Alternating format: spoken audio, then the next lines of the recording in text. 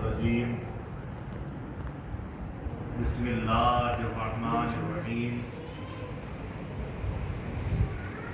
نحمدہ ونصلی علی رسولہ الکریم والمہدی الموعود علیہ الصلاۃ والتسلیم اما بعد قال اللہ تبارک وتعالی فی القرآن المجید والفرقان الحمید بسم اللہ الرحمن الرحیم وَأَوْفُوا بِالْعَهْدِ إِنَّ الْعَهْدَ كَانَ مَسْئُولًا وقال نبی صلی اللہ علیہ وسلم اوفوا بعہدکم صدق اللہ العظیم وصدق رسولہ النبی الکریم وصدق المہدی الموعود علیہ الصلاۃ والتسلیم۔ ساری تعریف، ساری حمد و ثنا، ساری کی ساری اچھائیاں، ساری بڑائیاں اس پاک پروردگار کے لیے سزاوار ہے جو رب العالمین ہے۔ لاکھوں کروڑوں درود و سلام ہو خاتمین محمدین کریمین علیہم السلام کی ذات بابرکات پر اور آپ دونوں کی تمام ذریات پر، اہل بیت اطہار پر، آپ کے اصحاب پر، آپ کے خلفاء راشدین پر۔ محترم و معزز فقراء اسلام، دانشوران قوم، عفت مآب خواتین، معصوم طلباء و طالبات، والدی ماجدی، السلام علیکم ورحمۃ اللہ وبرکاتہ۔ وعلیکم السلام ورحمۃ اللہ وبرکاتہ۔ جیسا کہ آج کا یہ مبارک موقع حضرت بندگی میاں سیدنا شاہ خندمیر صدیق ولایت حامل بار امانت رضی اللہ تعالی عنہ کی شہادت کے پہلے دن یوم الفتح کا موقع ہے، جس دن کے دائرے بندگی میاں کے فقراء نے ایک جا مرشد کی وفاداری میں جام شہادت کیا اور مرشد کے فرمان پر،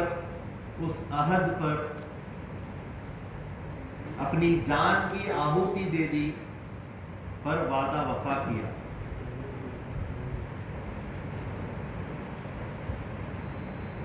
عزیزان من، اللہ تعالی 15ویں پارے میں سورہ بنی اسرائیل میں ارشاد فرماتا ہے وَأَوْفُوا بِالْعَهْدِ إِنَّ الْعَهْدَ كَانَ مَسْئُولًا۔ اللہ فرماتا ہے کہ وعدوں کو پورا کرو، وعدے کو پورا کرو، بے شک اللہ کے پاس وعدہ پوچھا جائے گا، وعدے کا سوال کیا جائے گا۔ گویا کہ وعدہ آپ اللہ کو حاضر ناظر جان کر ایک عہد کرنا، ایک امانت کو اپنے پاس رکھنا ہوتا ہے۔ وعدہ ایک امانت ہوتی ہے، چاہے وہ چیز کا ہو، بات کا ہو، کام کا ہو، مال کا ہو یا پھر جان کا ہو، جس چیز کا بھی ہو، وعدہ اللہ کے پاس امانت ہوتا ہے۔ اور اللہ تبارک و تعالی نے سید الانبیاء والمرسلین کو اس دنیا میں بھیجنے کا وعدہ فرمایا، اور اللہ تعالیٰ نے اپنا وعدہ وفا فرمایا، اور رسول اللہ صلی اللہ علیہ وسلم کی ذات بابرکات کو دنیا میں آئے ہوئے آج 1400 سال گزر چکے۔ اور جب رسول اللہ صلی اللہ علیہ وسلم دنیا فانی میں اسلام کا پرچم بلند فرمایا تو آپ نے اپنی 63 سالہ زندگی میں 23 سالہ قرآن کے نزول پر اپنے وعدے کو جو خدا کا راستہ ہے فرمایا کہ قل ھذہ سبیلی، یہ اللہ کا راستہ ہے، ادعو الی اللہ، بلاتا ہوں میں اللہ تعالیٰ کی جانب، علی بصیرۃ، اس کے دیدار پر، انا ومن اتبعنی، میں بھی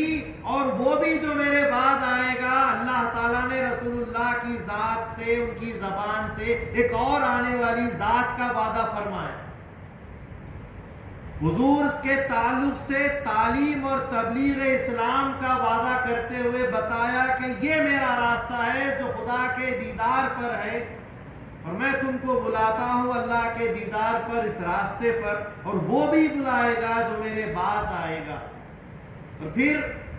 احادیث میں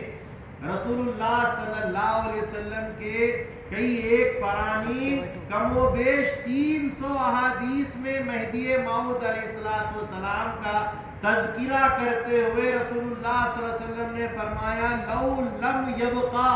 الا یوما، اگرچہ کہ دنیا فانی ہونے کو آ جائے گی، ختم ہونے کو آ جائے گی، ایک دن باقی بھی رہ جائے گا، لَطَوَّلَ اللَّهُ ذَلِكَ الْيَوْمَ، اللہ تعالیٰ اس دن کو لمبا کر دے گا، وَيَبْعَثُ اللَّهُ، اور اللہ اس میں بھیجے گا رَجُلٌ، ایک آدمی کو، اسمہ اسمی، اس کا نام میرے نام، اور اسم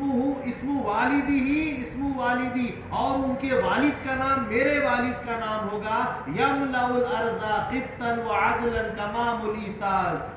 ملیت ظلما وجورا،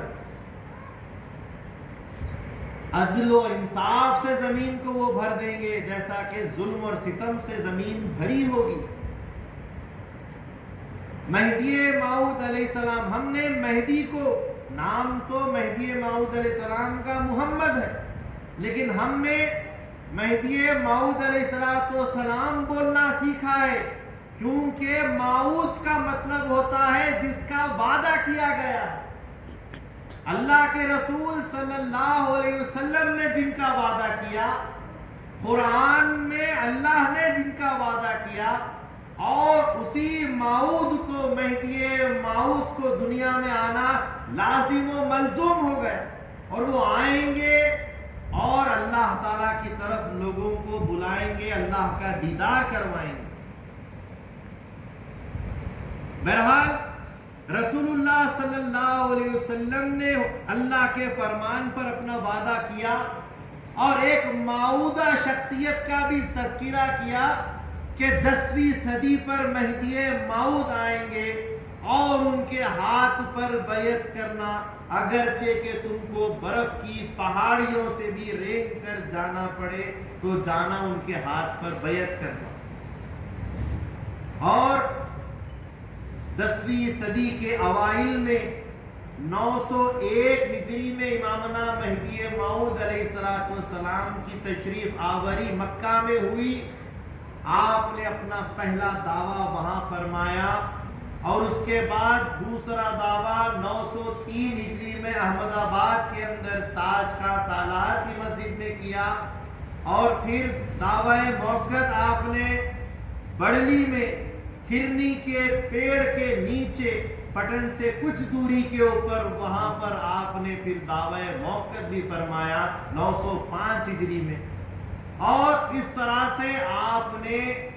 اللہ کے وعدے کو اور رسول اللہ صلی اللہ علیہ وسلم کے وعدے کو وفا کرتے ہوئے پورا کیا، اور اس وعدے میں، دین اسلام کی تبلیغ میں، اللہ تبارک و تعالیٰ کے دیدار اور رؤیت میں اپنے آپ کو سچا مہدی بتایا، اور بتاتے ہوئے فرمایا کہ میرے سچے مہدی ہونے کی 3 دلیلیں ہیں۔ میں مہدی موعود ہوں، اور اس کی دلیل یہ ہے کہ پہلی دلیل، آگ کا کام جلانا، پانی کا کام ڈبونا، اور ہتھیار کا کام کاٹنا، لیکن خاتمین ان چیزوں سے محفوظ ہیں۔ خاتمین پر کوئی غالب نہیں آ سکتا، نہ رسول اللہ صلی اللہ علیہ وسلم کی ذات بابرکات پر کوئی غالب آیا، اور نہ ہی مہدی موعود علیہ السلام کی ذات بابرکات پر کوئی غالب آیا، بلکہ آپ ہمیشہ غالب رہے۔ آپ پر کوئی غالب نہیں آ سکا، آپ مغلوب نہیں ہوئے، بلکہ آپ غالب رہے۔ آخری وقت تک، دم اخیر تک آپ نے تبلیغ فرمائی۔ لیکن مہدی موعود علیہ السلام نے اپنی مہدیت کی دلیل میں ایک اور چیز کو رکھا اور فرمایا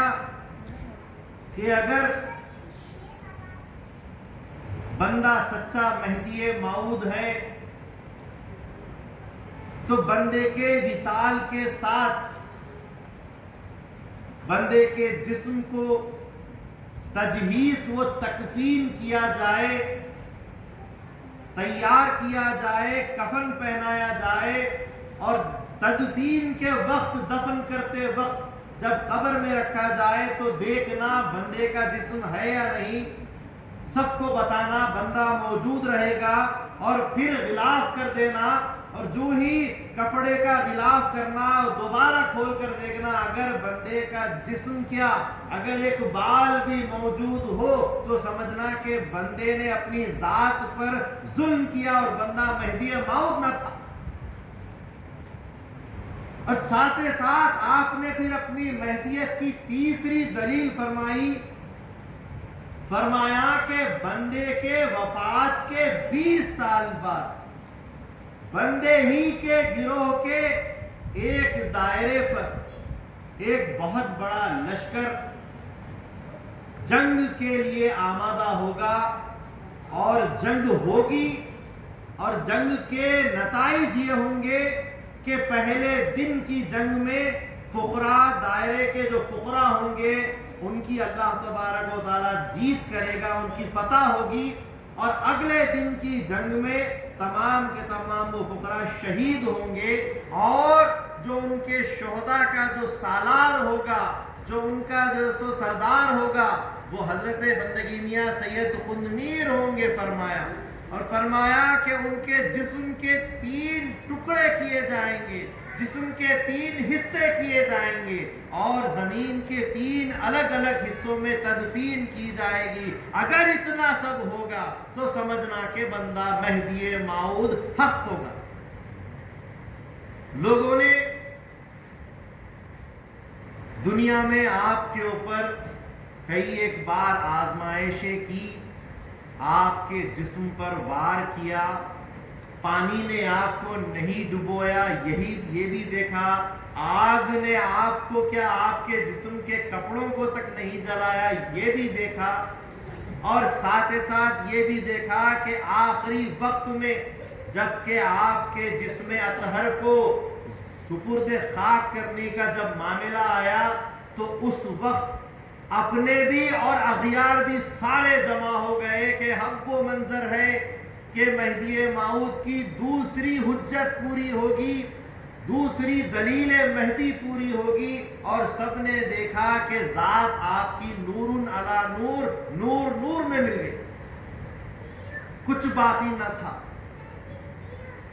سب روئے، جو آپ کے پیارے تھے، جو آپ کے مصدق تھے وہ بھی روئے، اور جو منکر تھے، جو منافق تھے وہ بھی روئے کہ ہم نے ان کی زندگی میں ایمان کیوں نہیں لایا۔ اور کچھ نے اچنبھا کیا کہ اب یہ بھی ہو گیا ہے،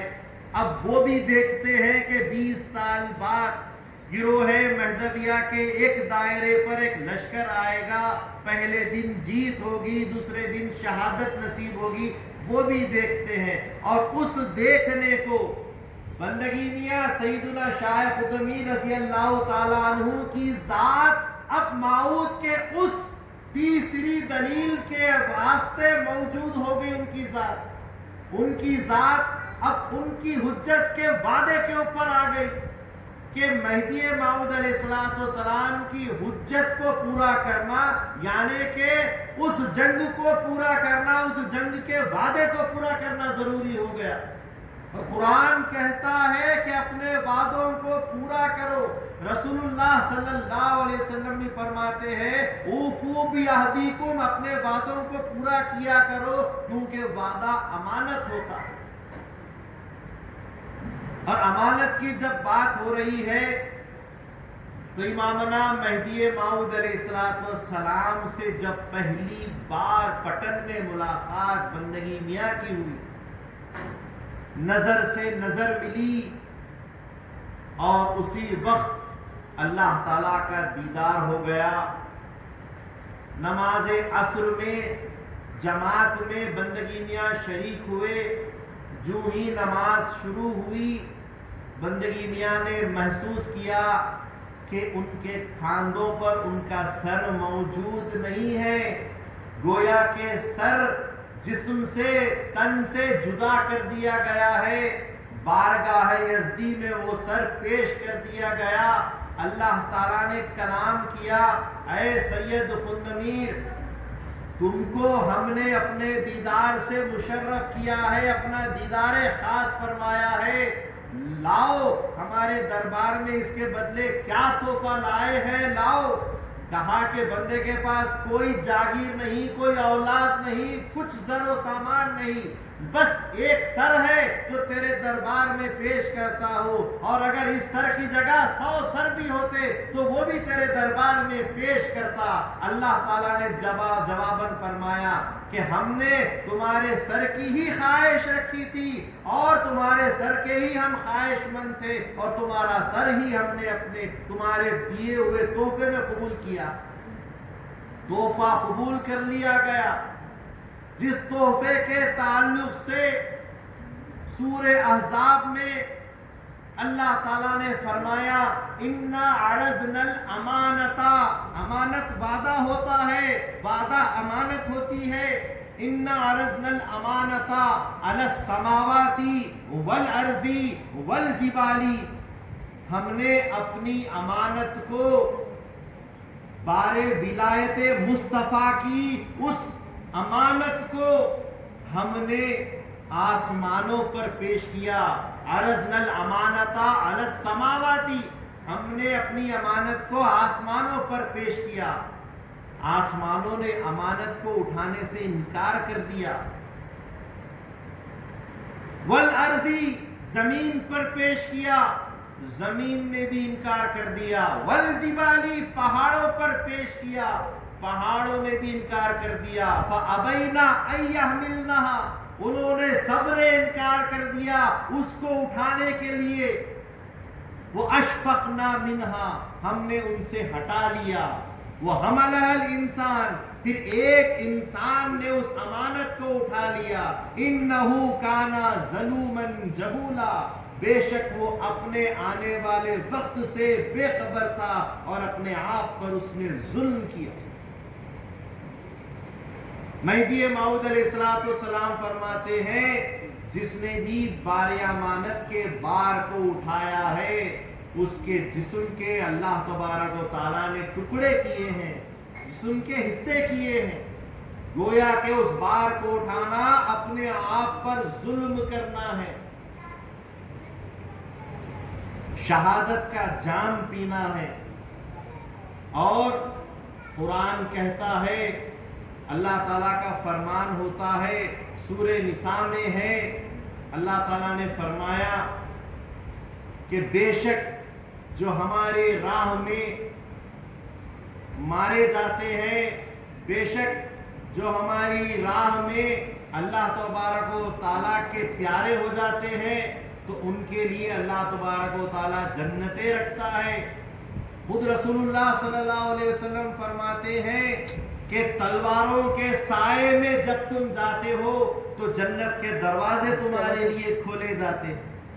مطلب یہ کہ جہاد میں جانا، خواہ شہید ہو کہ غازی ہو، تلواروں کے سائے میں جانا جنتوں کے دروازے کھولنا ہوتا ہے۔ یہ مقام ہے جہاد کا،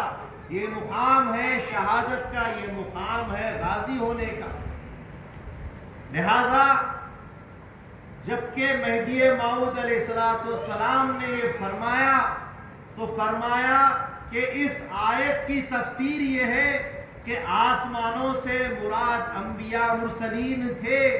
اللہ تعالیٰ کی اس امانت کو انبیاء نے اٹھانے سے انکار کر دیا۔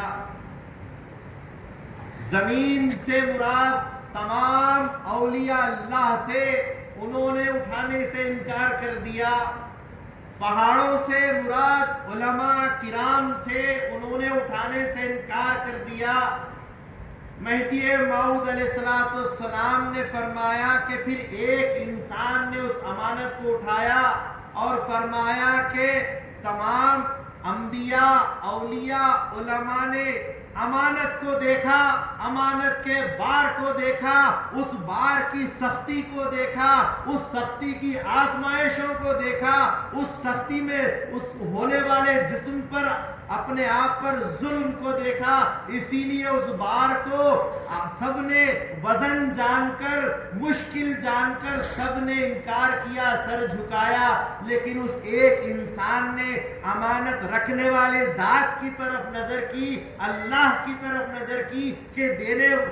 دینے والے کی صدا بارہا خالی جا رہی ہے، اللہ کی آواز، اللہ کی پکار خالی جا رہی ہے، میرے مولا کی آواز خالی کیسے جائے؟ میں نے امانت کو نہیں، امانت کے بار ڈالنے والے کو دیکھا ہے، اسی لیے لبیک کہہ کر میں نے امانت کو اٹھا لیا۔ مہدی موعود علیہ السلام نے فرمایا، اور وہ ذات، وہ انسان جس نے اس بار کو اٹھایا، وہ بندگی میاں سید خود میر کی ذات، اور اس بار کو شاہ خود میر صدیق ولایت رضی اللہ تعالی عنہ نے جب پٹن میں ملاقات ہوئی، عصر کی نماز میں ہی وہ سر اللہ تعالیٰ کے پاس دربار میں قبول کر لیا گیا۔ پوری نماز عصر ایسے ہی ہوئی، صرف تن نماز پڑھ رہا ہے، سر اللہ کے دربار میں اللہ سے ہم کلام ہے۔ مغرب کی نماز ہوئی، مغرب کی نماز بھی بغیر سر کے ادا کی۔ عشاء کی نماز کا وقت آیا، عشاء کی نماز جب مکمل ہونے کو آئی تو بندگی میاں نے محسوس کیا کہ واپس وہ سر دیا جا رہا ہے، کاندھوں پر سر محسوس کرنا شروع کیا تو اللہ تعالیٰ کے پاس آواز لگائی، اے باری تعالیٰ، یہ سر تو قبول ہو گیا تھا، یہ واپس کیوں دیا جا رہا ہے؟ تو حضرت بندگی میاں شاہ میر سے مولا نے فرمایا، اللہ نے فرمایا کہ یہ سر اب تمہارے کاندھوں پر ہماری امانت کے طور پر دیا جا رہا ہے، اور تمہارے وہ الفاظ کہ اگر 100 سر بھی ہوتے تو تیرے دربار میں تحفے کی خاطر پیش کر دیتا، انشاءاللہ یہ سر 100 سروں کے ساتھ قبول کیا جائے۔ وہ امانت اس وقت سے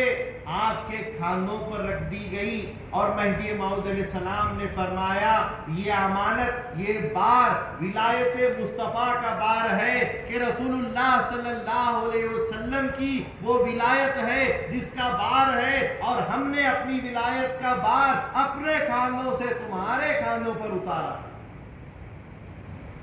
کیونکہ بندگی میاں کی ذات کیا ہے؟ بدلے ولایت محمدیہ۔ مہدی موعود علیہ السلام کی ذات کا بدل آپ ہے، مہدی موعود علیہ السلام کی ذات میں سیر آپ ہے، تو آپ ہی کی وہ ذات تھی جن کے کھاندوں پر مہدی موعود علیہ السلام کی ولایت مصطفیٰ کا بار آپ کے کھاندوں پر رکھا گیا۔ جب آپ کو یہ خلاصے ہوئے، بندگی میاں نے ادباً پیچھے ہٹنا چاہا، انکار کرنا چاہا کہ میں اس قابل نہیں، میں اس لائق نہیں کہ اتنی بڑی چیز کو سنبھالوں۔ مہدی موعود علیہ السلام نے فرمایا کہ اللہ تبارک و تعالی قابل کو چھوڑتا نہیں اور ناقابل کو دیتا نہیں، جو قابل ہے اسی کو اللہ تعالیٰ نے یہ دیا، آپ کی قابلیت تھی اسی لیے آپ کو یہ بار دیا گیا۔ اب اس کے بعد سے مہدی موعود علیہ السلام نے فرمایا فَالَّذِينَ هَاجَرُوا شُدْ وَأُخْرِجُوا مِن دِيَارِهِمْ شُدْ وَأُوذُوا فِي سَبِيلِي شُدْ، وہ قاتلو و قتلو ماندہ باقی اس انشاءاللہ خواہد شد. مہدی موعود علیہ السلام نے فرمایا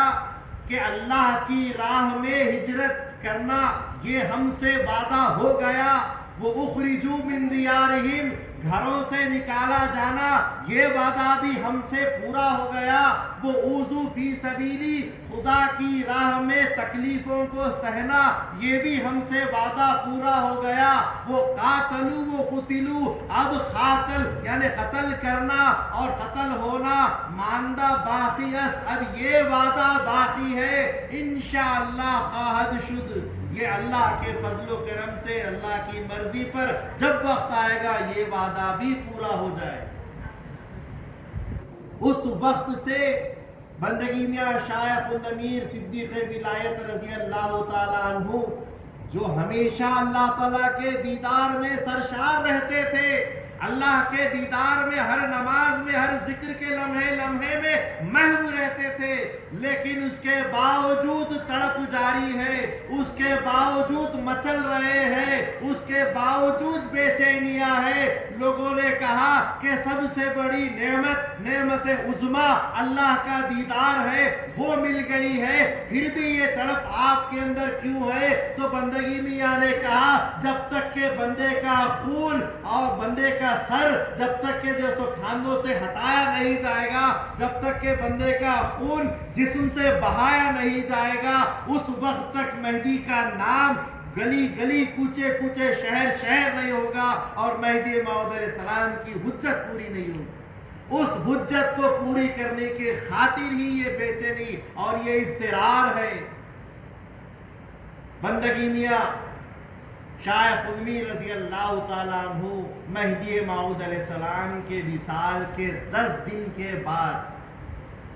موعود خواب میں تشریف لاتے ہیں, فرماتے ہیں کہ تمہارا کام یہاں نہیں, تمہارا کام ہندوستان میں ہے, تمہارا کام گجرات میں ہے, ہجرت کرو. آپ نے چند اصحاب کے ساتھ ہجرت فرمائی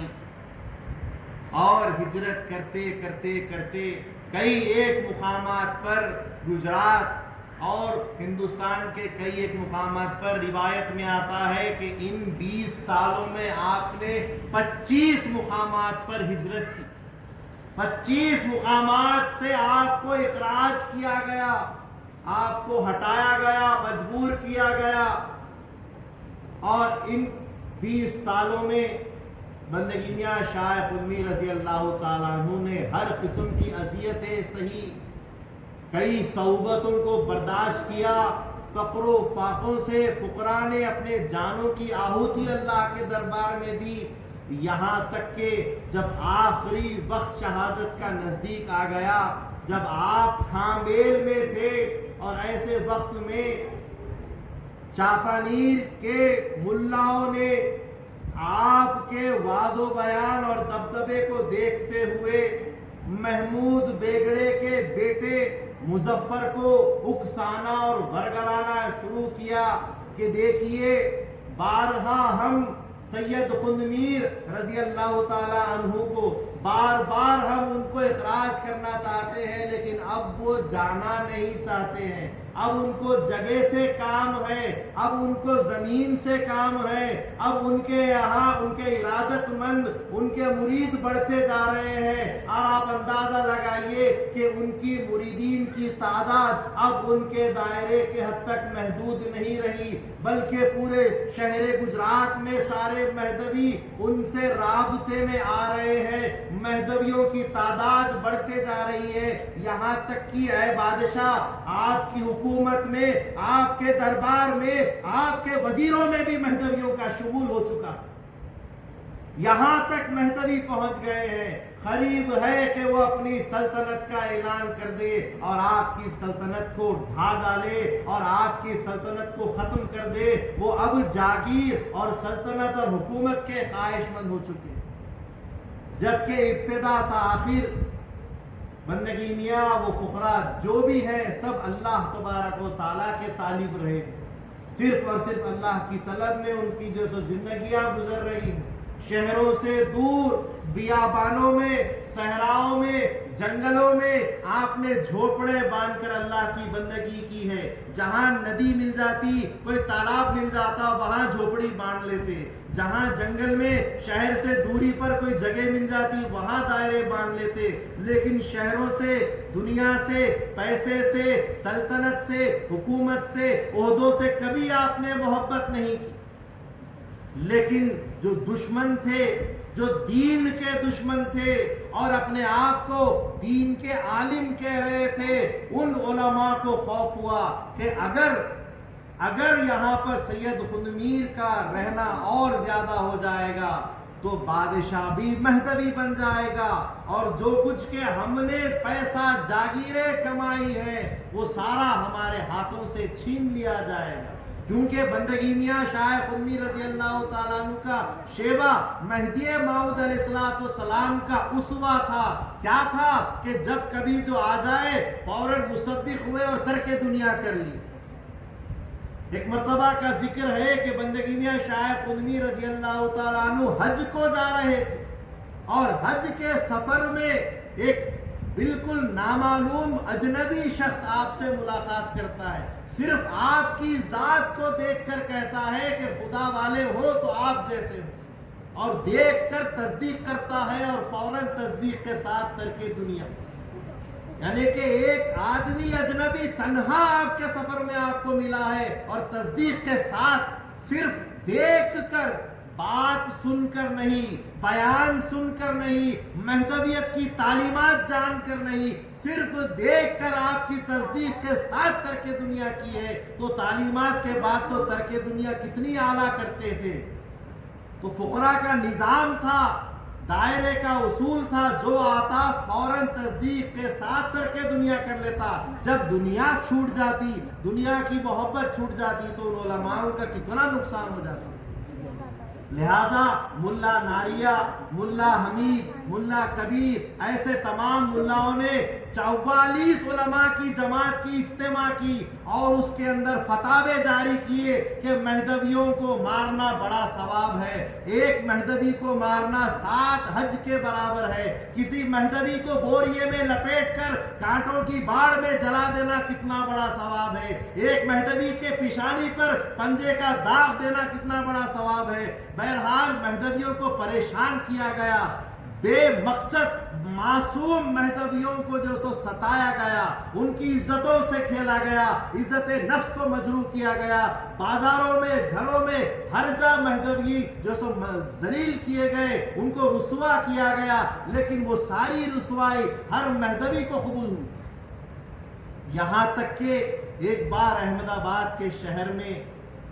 طبل بجا کر اعلانات اسی طرح سے کیے جا رہے تھے کہ کوئی اپنے آپ کو مہدوی اگر ہے بھی تو ظاہر نہ کرے. اگر کیا جائے گا تو سلطنت اس کو پکڑ کر سزائیں دے گی. سپاہی گشت کر رہے ہیں، کوئی بھی اپنے آپ کی مہدویت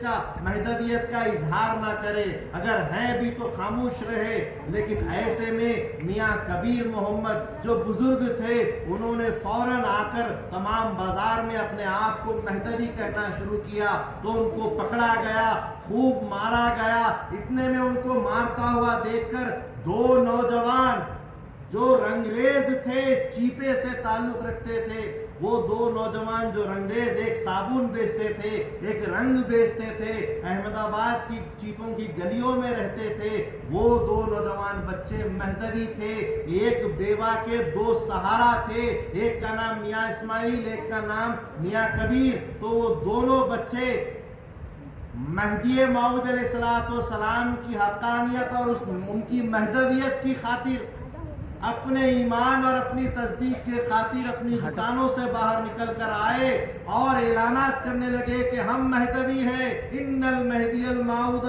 مہدی موعود علیہ السلام قد جاء و مضى، آئے اور گئے. آمنا و صدقنا، ہم ایمان لائے، ہم ایمان لائے. اپنے مہدویت کا اعلان کرنے لگے. یہاں تک کہ سپاہیوں نے پکڑ لیا، خوب سمجھایا اور بتلایا کہ دیکھو ایک بڑے آدمی نے مہدوی ہونے کا اعلان کیا، اس کو کتنا مارا گیا ہے. تم باز آ جاؤ, اپنی جانوں پر تم رحم کرو, اپنی نوجوانی پر رحم کرو, دنیا دیکھنی ہے اور جو ہے سو تم کو زندگی گزارنی ہے, باز آ جاؤ. لیکن بچے باز نہیں آئے تو معلوم کیا گیا کہ ان کی ایک ماں ہے جو بیوہ ہے, ماں کو بلایا گیا, ماں کو بتایا گیا کہ تمہارے بچے باز نہ آئے تو قتل کر دیے جائیں گے. کیسے؟ دیکھو ایسے. اور فوراً میاں کبیر محمد جو بزرگ تھے, بیل کی سینگوں سے مار مار کر ان کو اسی وقت شہید کر دیا گیا,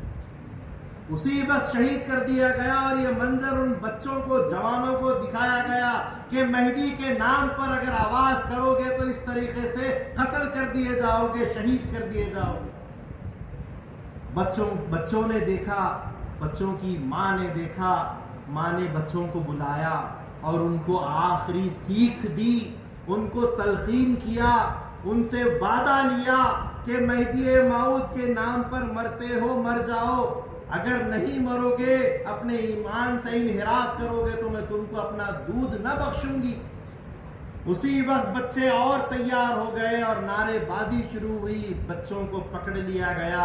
مارا گیا, پیٹا گیا, اور اس کے بعد ذبح کرنے کی جب باری آئی تو بڑے بھائی نے کہا کہ پہلے چھوٹے کو ذبح کرو, بعد میں مجھے کرنا. تو کہنے والے سپاہی نے کہا, دیکھا جب بات اپنی پہ آئی تو چھوٹے بھائی کی طرف پھیر دیا, کہا کہ وہ چھوٹا ہے, مجھے ذبح ہوتا ہوا دیکھ کر کہیں ڈگمگا نہ جائے, کہیں پیچھے نہ ہٹ جائے, میں مضبوط ہوں, اسی لیے پہلے چھوٹے کو کرو اور اس کے بعد مجھے بھی قتل کر ڈالو. بہرحال دونوں کو قتل کر دیا گیا اور پوری بات شہر گجرات میں پھیل گئی, آگ کی طرح پھیل گئی. بندگی میاں کے دائرے تک یہ بات آئی کہ ملاؤں نے اپنے فتوے ایسے جاری کیے ہیں کہ معصوم مہدویوں کو قتل ناحق کیا گیا ہے. اور اب بندگی میاں نے کئی بار خطوط بھیجے کہ تم مسلمان ہو, ہم مسلمان ہیں, ہم یہاں پر اللہ کا ذکر کرتے ہیں, تم کون سا ذکر کر رہے ہو, اگر تم غلطی پر ہو تو آؤ ہم سے بات کرو, ہم کو بھی غلط کرو, اور اگر ہم صحیح ہے تو ہم سے بات کرو اور خود بھی صحیح ہو جاؤ, اگر تم صحیح ہے تو ہم کو صحیح کرو, اگر ہم صحیح ہے تو ہم تم کو درست کر دیں گے. بات چیت کے لیے کئی ملاؤں کو آپ نے, کئی عالموں کو, کئی بادشاہوں کو, وزراء کو خط بھیجے, اور جن کے اثر سے بہت سارے مہدوی ہو گئے. لیکن کچھ ملا مہدویت کے نام سے چڑھتے تھے, ان کے لیے بندگی میاں نے پھر خطوط لکھے اور استفتاء طلب کیا, فتویٰ طلب کیا کہ کچھ لوگ, کچھ اللہ والی جماعت اللہ کا ذکر کرتی ہے اور اللہ تعالیٰ کی فکر میں ایک جا اپنے آپ کو دنیا و ما فیہا سے دور رکھ کر خالص اللہ کی بندگی میں ایک جماعت رہتی ہے, اور اس جماعت پر کوئی اگر بغیر مقصد کے, بغیر حق کے ظلم کرتا ہے, مارتا پیٹتا ہے اور ان کی رسوائی کرتا ہے, ان کی عزتوں کے ساتھ, ان کے جانوں کے ساتھ کھیلتا ہے, تو اس کا کیا حکم ہے. تو سارے ملاؤں نے اس فرمان کے, اس خط کے نیچے حدیث رسول صلی اللہ علیہ وسلم تحریر کی کہ قتل الموذی قبل الایذاء, کہ موذی کو مار ڈالو اس سے پہلے کہ وہ تم کو ایذا دے. جیسا کہ اگر کوئی سانپ ہے, کوئی بچھو ہے آپ کے پاس اگر نظر آ جائے تو شریعت کا حکم یہ ہے کہ اس سے پہلے کہ وہ تم کو ڈسے, اس سے پہلے کہ وہ ڈنک مارے, اس کو مار ڈالو. اگرچہ کہ تم فرض عبادتوں میں کیوں نہ ہو, نماز میں کیوں نہ ہو, نماز توڑ کر مارنے کا حکم دیا گیا ہے. یہ شریعت ہے کہ موذی کو مار ڈالو اس سے پہلے کہ وہ ایذا دے. لیکن یہ موذی علماء تو ایذائیں دے رہے ہیں, مہدویوں کو مسلسل ڈس رہے ہیں, تو ان کو تو ختم کرنا اب اس فرمان رسول صلی اللہ علیہ وسلم کے ساتھ اور اس فتوے کے ساتھ فرض ہو گیا. اور اس فتوے کے نیچے کئی ملاؤں نے دستخط بھی کر ڈالی, اور اس کے بعد بندگی میاں شاہ قطبی رضی اللہ تعالیٰ عنہ نے میاں کبیر محمد کے جو سو بدلے میں قصاص میں جو قرآن کی روح سے ہے, قرآن کہتا ہے کہ قصاص واجب ہے. قصاص یعنی کہ بدلہ لینا, بدلہ آنکھ کے بدلے آنکھ, کان کے بدلے کان, ہاتھ کے بدلے ہاتھ اور جان کے بدلے جان. قرآن کے حکم سے بغیر کسی قصور کے معصوم لوگوں کو ناحق قتل کیا گیا ہے تو اس کے بدلے میں اب قصاص واجب ہے. لہذا بندگی میاں نے میاں کبیر محمد کے بدلے میں ملا ناریہ کا قتل کروایا اور وہ 2 رنگریز شہداء کے بدلے میں ملا حمید کا جو سو قصاص آپ نے وصول کیا. جب یہ ہوا اب دیکھیے انہوں نے کتنے مہدویوں کو مارا، ان کو لوٹا، ان کو برباد کرنے کی کوششیں کی، لیکن یہ کیا ہوا؟ بندگی میاں کا ایک فتویٰ لے کر دو بدلے لینا، 2 قصاص لینا، یہ ہوا کہ پورے علماء کی جماعت ہل گئی، پورے اپنی پگڑیاں